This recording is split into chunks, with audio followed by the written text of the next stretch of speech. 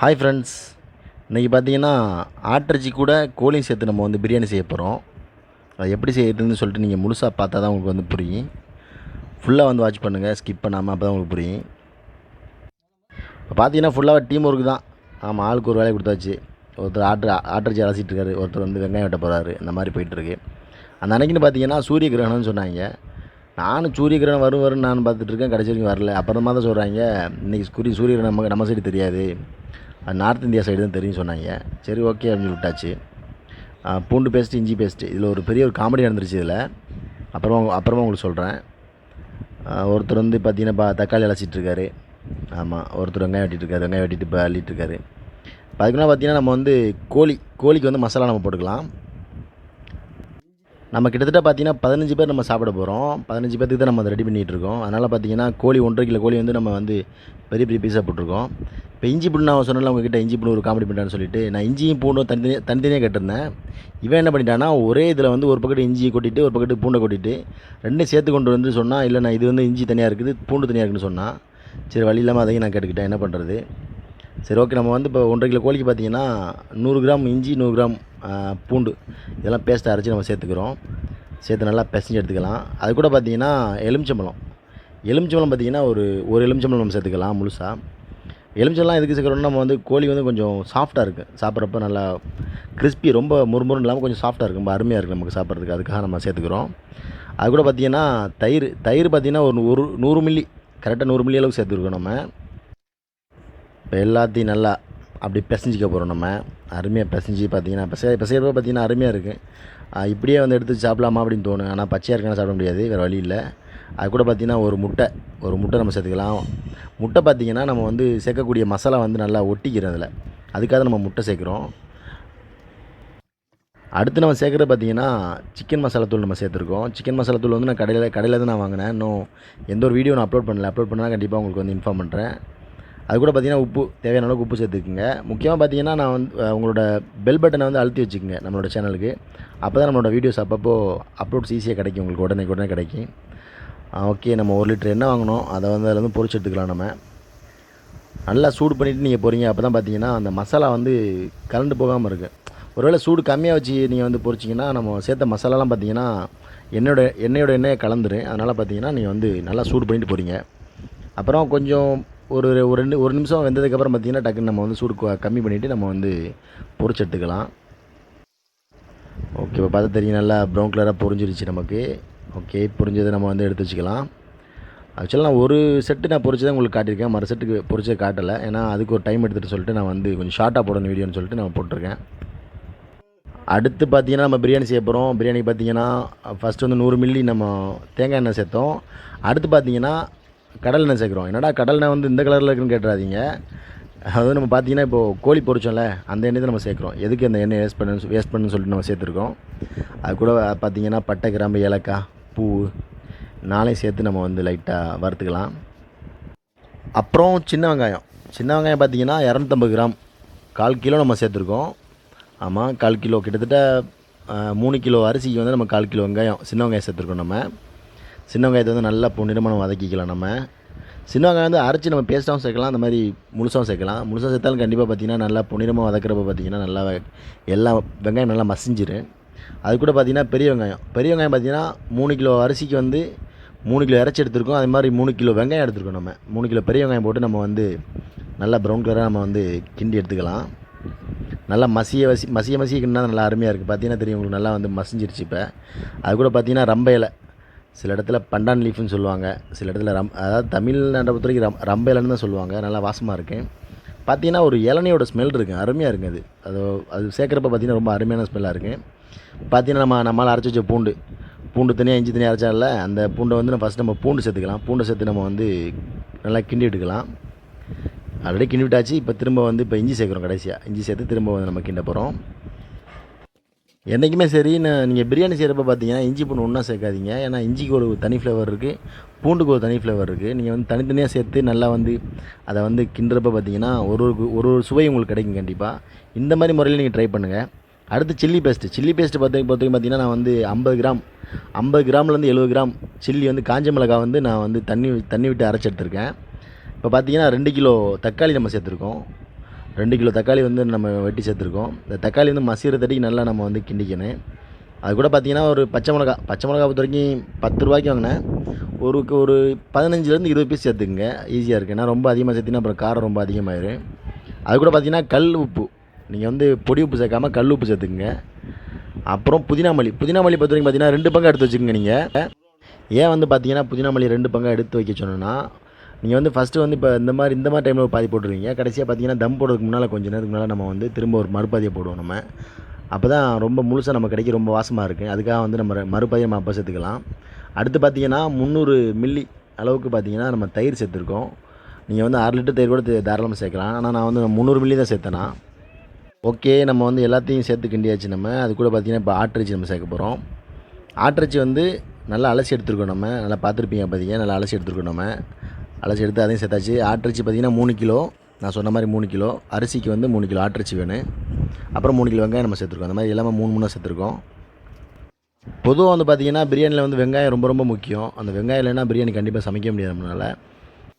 அரிசி 3 கிலோ இருக்கனால பார்த்திங்கன்னா வெங்காயம் நான் 3 கிலோ சேர்க்கணும். பொதுவாக வந்து பார்த்திங்கன்னா வெங்காயம் வந்து ஒரு மடங்கு அளவுக்கு நம்ம வெங்காயம் சேர்த்தோன்னா அது வந்து கடைசியாக பார்த்திங்கன்னா அந்த மசாலாவில் சேர்ந்து கடைசியாக மசிஞ்சதுக்கப்புறம் பார்த்திங்கன்னா ஒரு 1/4 மடங்கு அளவுக்கு தான் வந்து பார்த்திங்கன்னா வெங்காயமே இருக்குது, அந்தளவுக்கு மசிஞ்சிடும். அப்புறம் பார்த்திங்கன்னா கல் உப்பு சேர்த்துக்குங்க. கண்டிப்பாக பொடி உப்பு நீங்கள் சேர்க்க வேணாம், கல் உப்பு சேர்த்துக்குங்க. நீங்கள் வந்து கடைகளில் வாங்குறத தவிர்த்துக்குங்க பிரியாணி. காரணம்னா அங்கே வந்து எல்லாமே ஃபுல்லாக நிறைய கடைகளில் பார்த்திங்கன்னா அஜினோமோட்டோ வச்சு தான் விளையாடுறாங்க. அந்த மாதிரி ஆகிடுச்சு, ருசிக்காக அந்த மாதிரி செய்கிறாங்க. பொதுவாக தண்ணியோட கணக்கு வந்து நமக்கு நல்லா தெரியும். 1 கப் அரிசிக்கு வந்து 2 கப் தண்ணி ஊற்றிக்கணும். அந்த மாதிரி நம்ம ஊற்றிக்கணும். இறைச்சியை வேக வைக்கிறதுக்காக பார்த்திங்கன்னா தண்ணி நம்ம சேர்த்துக்குவோம். கரெக்டாக வந்து அளவு தண்ணி நம்ம சேர்த்துக்கலாம். அது கூட பார்த்திங்கன்னா பிரியாணி மசாலா தூள் நம்ம சேர்த்துக்கிறோம். ஏற்கனவே பார்த்திங்கன்னா நம்ம வந்து பிரியாணி மசாலா தூள் எப்படி செய்கிறதுன்னு சொல்லிட்டு நம்ம வீடியோ போட்டிருக்கோம். இந்த வீடியோக்கு கீழே வந்து டிஸ்கிரிப்ஷனில் வந்து என்னோடய வீடியோ லிங்க் கொடுக்குறேன். அந்த பிரியாணி மசாலா எப்படி செய்கிறதுன்னு சொல்லிட்டு கண்டிப்பாக ட்ரை பண்ணி பாருங்கள். ரொம்ப அருமையாக இருக்குது நம்மளோட பிரியாணி மசாலா. அதெல்லாம் சேர்த்து அப்போ கொஞ்சம் லைட்டாக நம்ம கிண்டி விட்டு நம்ம என்ன செஞ்சிடோம்னா நம்ம மூடி வச்சுக்கலாம். மூடி வச்சு பார்த்திங்கன்னா அடுத்து கொஞ்ச நேரம் கழிச்சு பார்த்திங்கன்னா வெந்துருச்சா நம்ம செக் பண்ணி பார்த்துக்கலாம். நல்லா 3/4 வேக்காடு வெந்ததுக்கப்புறம் நம்ம என்ன செய்கிறோன்னா அடுத்து நம்ம புதினா மல்லி நம்ம கொட்டிடலாம் அதில். அது கூட பார்த்திங்கன்னா அடுத்து 3 எலுமிச்சம்பழம் நம்ம எடுத்து வச்சோம். 1 கிலோவுக்கு 1 எலுமிச்சம்பழம் வீதம் வந்து பார்த்திங்கன்னா 3 எலுமிச்சம்பழம் எடுத்து வச்சோம். அப்புறம் பார்த்திங்கன்னா நம்ம வந்து ஊற வச்சுருந்த அரிசி கிட்டத்தட்ட 3/4 மணி நேரம் நம்ம வந்து ஊற வச்சுருந்தோம் அரிசியை. இப்போ அதையும் நம்ம வந்து அதில் கொட்டிக்கலாம். அடுத்து 3 அரிசி நம்ம சேர்த்ததுக்கப்புறம் என்ன செய்கிறோன்னா நம்ம வந்து லைட்டாக கிண்டி விட்டுக்கலாம். நீங்கள் ரொம்ப அதிகமாக கிண்டிடாதீங்க, கண்டிப்பாக வந்து பார்த்திங்கன்னா உடஞ்சிரும். ஏன்னா ஏற்கனவே நம்ம வந்து ஊற வச்சுருந்தோம். அதனால் வந்து லைட்டாக கிண்டிட்டு நம்ம வந்து தம் போடுவோம். தம் வந்து லைட்டாக ரொம்ப சிம்மில் வச்சுக்கோங்க. நான் வந்து விறகடுப்பில் செய்யலை, ஃபுல்லாக கேஸ் அடுப்பில் செஞ்சேன். ரொம்ப சிம்மில் வச்சுட்டு நம்ம மூடிட்டு திரும்ப எடுத்து லைட்டாக கிண்டிக்கிறோம். திரும்ப எடுத்து பார்க்குறப்ப தெரியும் நல்லா ஓரளவு நல்லா 3/4 வேக்காடு நல்லா வெந்துருச்சு நமக்கு. ஸோ ஓகே, இந்த பதத்தில் நம்ம என்ன செய்கிறோன்னா நெய் ஊற்றிக்கலாம். நெய் வந்து பார்த்திங்கன்னா ஒரு 150 மில்லி நம்ம சேர்த்தோம். நம்ம நீங்கள் அதுக்கு மேலே 200 மில்லி 250 மில்லி வரைக்கும் நீங்கள் தாராளமாக சேர்க்கலாம். நான் வந்து ஒரு 150 மில்லி தான் சேர்த்தேன் அந்த நெய். ரொம்ப அருமையாக இருக்குது. ஏன்னா காரணம் இந்த டைமில் சேர்த்திங்கன்னா பார்த்திங்கன்னா ரொம்ப ருசியாக இருக்குது. அந்த சோறோட பார்த்திங்கன்னா நெய்யோடு சேர்ந்து வரப்போ ரொம்ப ருசியாக இருக்குது.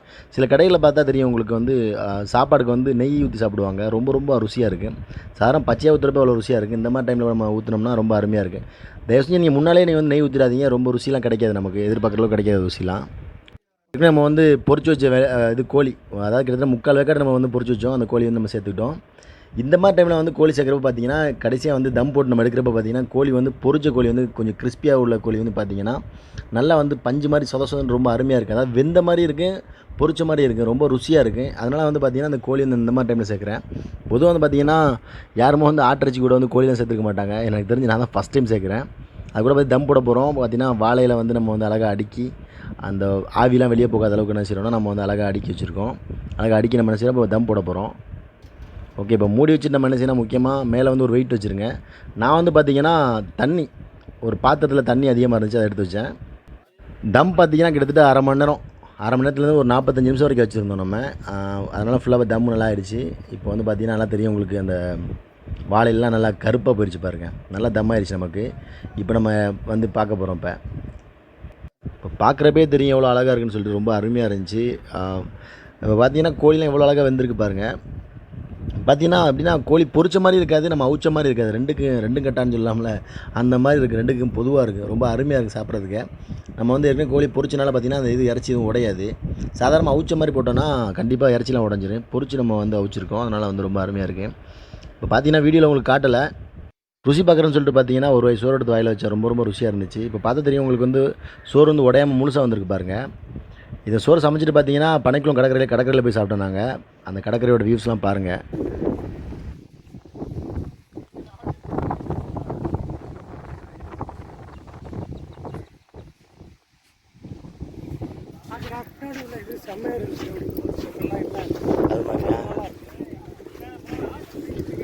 கடற்கரை மணல் நமக்கு பெருசு அழகாக. வாங்க வலது கால் எடுத்து வச்சு நடக்கு வாங்க. வலது கால ரைட்டு. அடுத்து வலது கால வலது கால அஜுமே கரெக்டாக வர்றான். சட்டியை தூக்குறதுக்கு முக்கியத்துவம் உங்களுக்கு மாதிரி தெரில. வாங்க வாங்க. இல்லை ஒன்றாவது ஏன்டா மண்டியா. நல்ல லொக்கேஷனாக தான் இருக்கு. காட்டுக்குள்ள வர போகிறான். ஆக்யா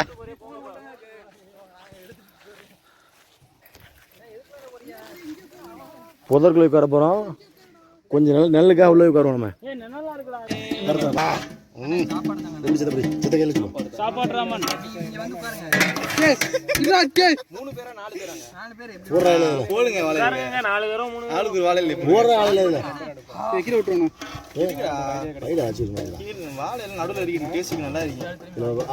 முதல்ல போடணும். சரியா சூடாக கை எடுங்க. கொஞ்சம் சூடாது. 4 பேர் ஆகட்டும். அந்த நல்லா பெருசா வாங்க கம்பெனிக்கு உட்காருவோம். அவங்க ஸ்பெஷலா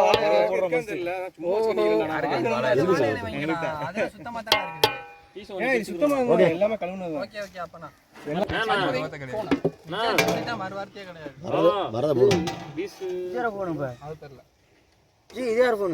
என்னோட யார் போனா வச்சுக்கிறீங்க. நம்ம தாங்க நல்லா வருது. கிளம்புறோம் சாப்பிட்டு வாங்கிக்க.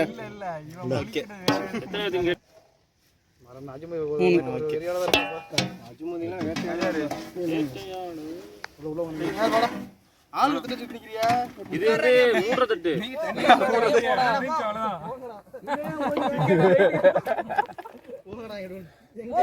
3 பேர் தான் கணக்கு. ஏன் 4 பேருக்கு வந்திருக்கீங்க? சிக்கன் நீங்க 4 பேரே போறீங்க. தனியா போறாப்ல. லெக் டேய் அஜுபதி நீ போடா. நாங்க 3 பேர். அருமை. நீ போறியாடா? நான் போவேன். டேய் ஜொக்கு யாரு வச்சிருக்க? ஜொக்கு தண்ணி ஜொக்கு ஆட்ட இருக்கு. என்ன இருக்கு? காமாதா என்ன சரி அப்படியே எப்படி கரோம் 4 பேர் உட்காருவோம். சரி 4 பேர் வேணாம்டா. ஏன்டா 3 பேர் கனெக்ட் தான்டா. சரி சார் கணக்குல பேர் போறடா. கணக்குல கரெக்ட்டா இருக்கீங்களா? நீங்க போட்டு செலவு உட்கார்றோம். யாருக்கு போட்டுட்டு இருக்கீங்க? உங்களுக்கு தான். மொத்தம் 4 பேர். அவங்களுக்கு இவ்வளவு போடாதீனா. 4 பேர் மொத்தம். மைனஸ் 3 பேர் மைனஸ். போதும். கறிய வேண்டாம் வாங்கிங்க. வேறடா வாங்கிக்கோல. 3 பேருக்கு மைனஸ் நீங்க. ஓகே. சரி இந்தாங்க. இந்த 3 தட்டு இந்த இருக்கு. ஒரு லைட் பாத்துக்கங்க. நான் மண்ணு இல்ல மண்ணு.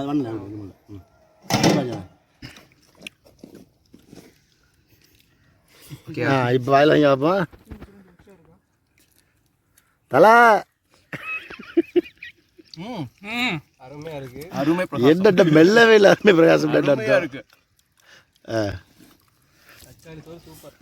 தக்காளி சோறு முடிஞ்சு வச்சு முடிச்சான். என்னப்பா அப்படி போச்சு?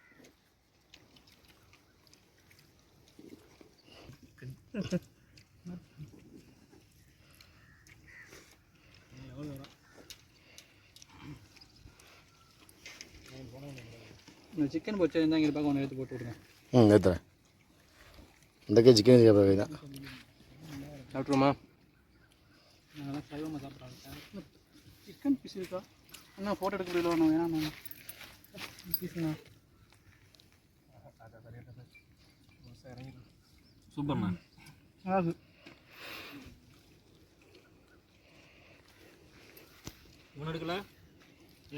முதல்ல நான் சாப்பிட்றேன்டா. இவங்க வேற